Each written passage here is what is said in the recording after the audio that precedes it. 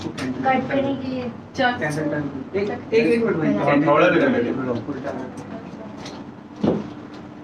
आपको टूट जाएगा। Live stop.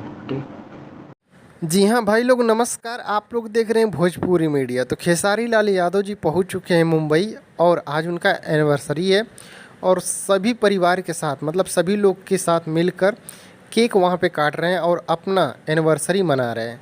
जहां पे सभी लोग पहुंचे थे उनके मैनेजर और बकिया कई लोग पहुंचे थे, राकेश मिश्रा भी दिखाई दिए, बहुत लोग वहां पे पहुंचे। अभी वीडियो मैं अपलोड करने वाला हूं इसी चैनल पे, तो प्लीज़ आप लोग इस चैनल को सब्सक्राइब ज़रूर कर लेना। तो आप लोग जैसे मैं थोड़ा सा वीडियो दिखाया हूँ, फुल वीडियो बहुत जल्द डालूंगा, तो प्लीज़ आप लोग इस वीडियो को भी थोड़ा सा देखिए। कट करने के लिए एक मिनट भाई थोड़ा भी कर लेंगे। आपको टूट जाएगा। Live stop.